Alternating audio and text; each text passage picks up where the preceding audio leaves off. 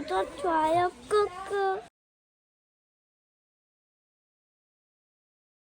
여러분 반갑습니다. 말씀 창고의 서현 목사입니다. 오늘도 시청해 주셔서 감사합니다. 여러분의 구독과 좋아요, 알람 설정으로 저희 채널을 응원해 주세요. 항상 함께 해주셔서 감사합니다. 오늘은 골로새서 1장 9절부터 20절 말씀입니다. 오늘 말씀은 예수님이 중심인 이유에 대해서 이야기하고 있습니다. 바울은 항상 예수님에 대해서 이야기를 하였고 예수님이 중심인 것에 대해서 이야기를 하였습니다. 오늘 말씀은 예수님이 왜 우리의 모든 것의 중심이 되시는지, 그리고 이 세상의 중심이 되시는지, 교회의 중심이 되시는지 그것에 대해서 더욱더 자세하게 이야기하고 있습니다. 오늘 이 말씀을 통해서 우리에게 주시는 하나님의 마음을 함께 묵상해 보기 원합니다. 9절부터 말씀입니다. 그러므로 우리도 소식을 들은 날부터 여러분을 위해 쉬지 않고 기도하며 간구합니다. 우리는 여러분이 모든 영적 지혜와 통찰로 하나님의 뜻을 아는 지식으로 충만하게 되고 주께 합당히 행해서 모든 일에 주를 기쁘시게 하고 모든 선한 일에 열매를 맺으며 하나님을 아는 지식에서 자라고 하나님의 영광의 권능을 따라 모든 능력으로 힘있게 돼 기쁨으로 모든 것을 참고 견딜 수 있게 되기를 기도합니다. 그래서 빛 가운데 있는 성도의 유업의 몫을 받기에 합당한 자격을 여러분에게 주신 아버지께 감사하게 되기를 바랍니다. 아버지께서는 우리를 어둠의 권세에서 구해내셔서 그분이 사랑하는 아들의 나라로 옮기셨습니다. 하나님의 아들 안에서 우리는 구속, 곧 죄 사함을 받았습니다. 하나님의 아들은 보이지 않는 하나님의 형상이요 모든 피조물보다 먼저 나신 분이십니다. 이는 하늘과 땅에 있는 모든 것들, 곧 보이는 것들과 보이지 않는 것들, 보좌들과 주권들과 권력들과 권세들이 하나님의 아들 안에서 창조됐기 때문입니다. 만물이 아들로 인해 창조됐고 아들을 위해 창조됐습니다. 하나님의 아들은 만물보다 먼저 계시고 만물은 그분 안에 함께 서 있습니다. 또 하나님의 아들은 그분의 몸인 교회의 머리십니다. 그분은 근본이시요 죽은 사람들 가운데서 먼저 살아나신 분이십니다. 이는 그분이 친히 만물 가운데 으뜸이 되시려는 것입니다. 이것은 아버지께서 모든 충만으로 아들 안에 거하게 하시기를 기뻐하셨고 그 아들의 십자가의 피로 평화를 이루어 만물 곧 땅에 있는 것이든 하늘에 있는 것이든 모든 것이 아들로 인해 자기와 화목하게 되기를 기뻐하셨기 때문입니다. 여러분 오늘 말씀을 보면은 예수님에 대해서 다양하게 표현하고 있는 것을 알 수 있습니다. 특별히 바울은 오늘 이렇게 이야기합니다. 우리도 소식을 들은 날부터 여러분을 위해 쉬지 않고 기도하며 간구해 왔다는 것입니다. 오늘 말씀을 보면은 영적인 분별력이나 판단력을 강조하고 있습니다. 지혜를 의미하고 또한 이해력, 지능, 기민함을 의미하기 때문에 약간의 어감 차이는 있지만 이 내용을 살펴보면 무엇인가 하면 모든 영적 지혜와 통찰로, 즉 영적인 분별력이나 판단력을 가지고 하나님의 일을 하는 것에 대해서 강조하고 있음을 이야기하고 있습니다. 무엇보다도 우리에게 필요한 것은 영적 분별력입니다. 지혜입니다. 이것이 필요함을 강조하고 있는 것이죠. 영적 지혜를 가지고 무엇을 합니까? 하나님의 뜻을 아는 지식을 가지고 결국 하나님과 하나님의 뜻을 아는 것, 그것이 영적 분별력과 지혜의 목적임을 이야기하고 있는 것입니다. 하나님께서는 무엇을 말씀하고 계십니까? 하나님께서 말씀하시는 것을 우리가 볼 때 보아도 깨닫지 못하고 알지 못하는 일들이 많이 일어나기도 합니다. 그래서 주께 합당히 행해서 모든 일에 주를 기쁘시게 하고 모든 선한 일에 열매를 맺으며 하나님을 아는 지식에서 자라가라고 이야기를 하고 있습니다. 이 모든 것들이 어떻게 되면 성숙한 그리스도인으로서 주님을 닮은 사람으로 성장해 나아갈 것을 이야기하고 있는 것입니다. 어려움을 겪을 때 견디는 인내처럼 우리에게 인내가 필요하고 환난, 박해와 어려움의 상황을 견디고 참아내는 것들을 강조하면서 우리가 성숙한 그리스도인으로 자라가도록 기도하고 있는 것입니다. 결국 우리에게 필요한 것은 열매 맺는 것이고 이 열매는 인내로 맺어지게 되는 것이죠. 그래서 바울은 이렇게 기도하고 있습니다. 빛 가운데 있는 성도의 유업을 몫을 받기에 합당한 자격을 여러분에게 주신 아버지께 감사하게 되기를 바랍니다.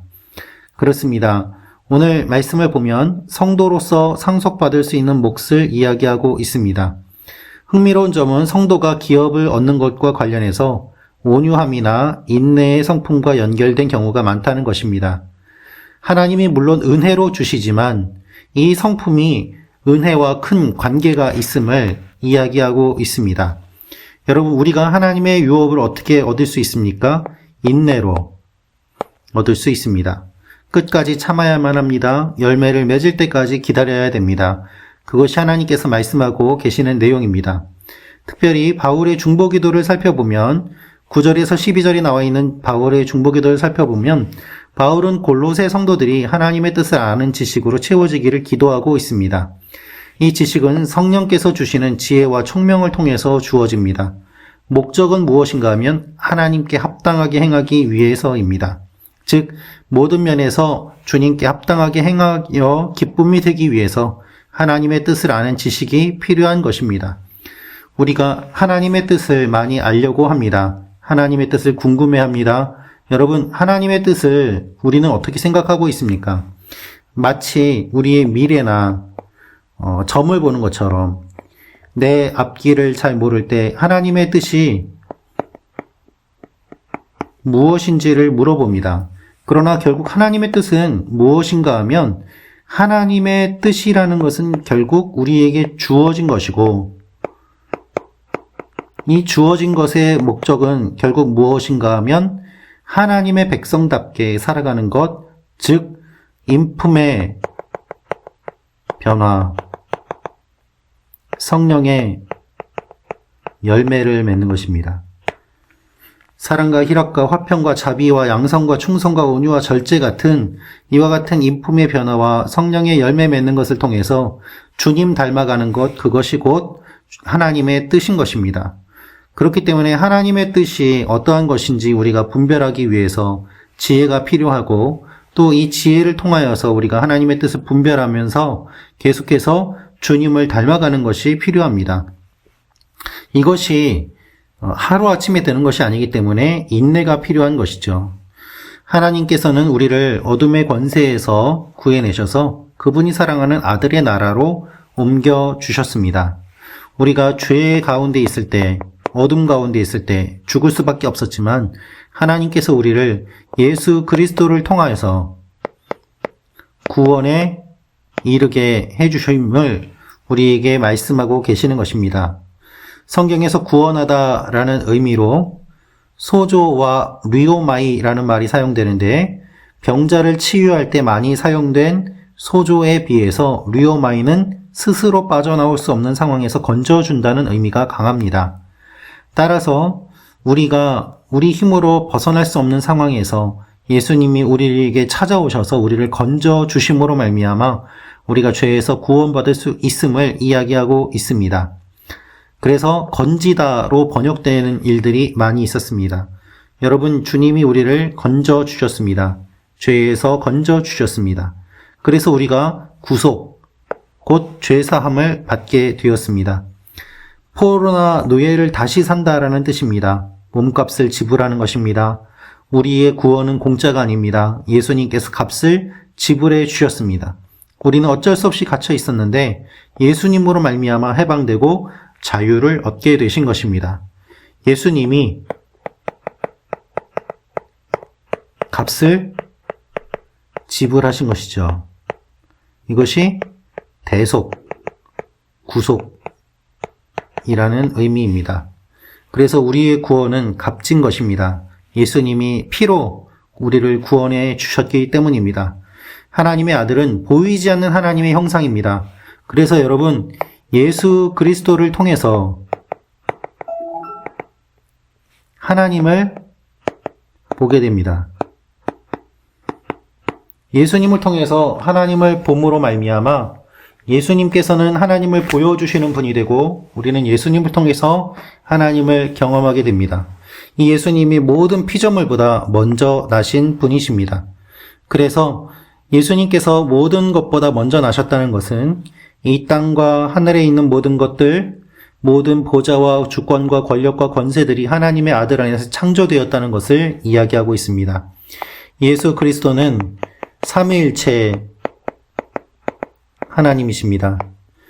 그래서 창조 때부터, 창조 이전부터 존재하신 분이십니다. 예수님께서 모든 것을 창조하실 때 함께 계셨고 만물이 아들로 인해 창조됐고 아들을 위해 창조되었습니다. 하나님의 아들은 만물보다 먼저 계시고 만물은 그분 안에 함께 서 있습니다. 그렇습니다. 태초의 시작부터 예수님은 함께 계셨고 태초의 시작부터 주님이 이 세상을 창조하셨습니다. 그런데 바울은 놀라운 이야기를 하고 있습니다. 예수 그리스도께서 그분의 몸인 교회의 머리라고 이야기하고 계시는 것입니다. 그리고 예수님은 죽은 사람들 가운데서 먼저 살아나신 분이 되십니다. 여러분, 예수님은 우리의 머리가 되십니다. 본문에서 몸과 교회가 속격으로 이루어지면서 동격을 이루는데요. 몸이 곧 교회를 가리키고 있습니다. 몸의 비유는 분리될 수 없고 유기적으로 역사하는 교회의 속성을 표현하기에 적절합니다. 그렇기 때문에 여러분, 교회는 예수 그리스도가 드러나는 곳이어야만 합니다. 교회에서 예수님이 드러나지 않으면 안 되고 교회와 예수님은 한 몸과 또 지체임을 기억해야 됩니다. 그러므로 여러분, 교회가 할 일은 무엇입니까? 교회가 할 일은 예수님을 드러내는 것이고 예수님의 뜻이 이 땅에 이루어지도록 하는 것입니다. 예수님께서는 이 일들을 위해서 십자가를 지셨습니다. 곧 땅에 있는 것이든 하늘에 있는 것이든 모든 것이 아들로 인해 자기와 화목하게 되기를 기뻐하셨기 때문입니다. 라고 이야기합니다. 여러분, 이 말씀 가운데 동사로는 신약 성경에서 이곳에만 사용되었습니다. 화평을 이루다.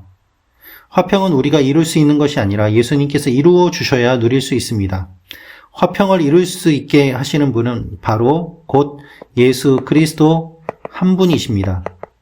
그래서 성경에서 이곳에만 사용되었던 것입니다. 이 일들을 이루신 그 의미는 무엇입니까? 우리가 화목하게 되기를 원하시는 것이죠. 사랑하는 말씀 창고 가족 여러분, 예수님께서는 피로 평화를 이루어 주셨습니다. 그렇기 때문에 우리가 이것을 힘써 지켜야만 합니다. 주님과 화목하게 되어야만 합니다. 우리가 기도할 수 있게 된 것은 예수님의 피 흘림으로 가능한 것입니다. 눈 감고 하나님께 기도한다고 하나님이 우리의 기도를 들어주시는 것이 아니었습니다. 예수님께서 십자가에 흘리신 피로 말미암아 단번에 제사를 드리심으로 우리가 하나님께로 나아갈 수 있는 길이 열렸습니다. 그런데 우리는 이 사실을 잊어버리고 이 귀한 주님의 구원을 잊어버리고 너무나도 하나님 앞에 나아가는 것을 가볍게 생각하며 망령되이 여길 때가 많이 있습니다. 하나님은 누구나 다 나오라고 말씀하시며 예수님을 통하여서 구원의 문을 열어주셨습니다. 그러나 그것은 값싼 것이 아니라 귀한 것이었습니다. 우리가 어떻게 구원받았는지를 다시 한번 생각하며 우리가 기도하는 것, 예배드리는 것 하나하나가 예수 그리스도께서 피 흘려 또한 값을 지불하여 이루어진 일이라는 것을 생각한다면 우리는 가볍게 허투루 참여하거나 하나님께 나아가는 것을 하지 않게 될 것입니다. 하나님께서는 우리를 사랑하시지만 예수님의 피 흘리심으로 말미암아 그 사랑을 보여주셨고 그래서 우리가 주님께로 나아갈 수 있는 길이 열렸습니다. 사랑하는 말씀 창고 가족 여러분, 이제 한 해의 마지막이 점점 다가오고 있습니다. 성탄이 다가오고 있습니다. 이 대림절 기간 동안에 예수님이 이 땅에 왜 오셨는지, 무엇을 이루셨는지, 그분이 오신 의미를 기억하며 주님을 기쁨으로, 설레임으로, 소망으로 맞이하는 일들이 일어나기를 원합니다. 우리가 주님과 화목하게 되기를 기뻐하신 하나님의 뜻, 그 뜻이 오늘도 여러분과 저의 삶 가운데 이루어지기를 원합니다. 기도하겠습니다. 아버지 하나님, 우리의 중심이 되시는 예수 그리스도를 다시 한번 생각하게 하시고 우리 삶의 중심이 되시는 주님을 다시 한번 바라보게 하시며 교회의 중심이 되는 예수님을 다시 한번 바라보게 하시고 예수님 외에 다른 것들이 다 떠나가고 예수님만이 우리 중심으로 자리 잡으시는 일들이 일어나도록 붙잡아 주시옵소서. 오늘도 주님과 동행하며 나아가는 하나님의 사람들, 말씀 창고 가족들이 되게 하여 주옵소서. 예수님의 이름으로 기도합니다. 아멘.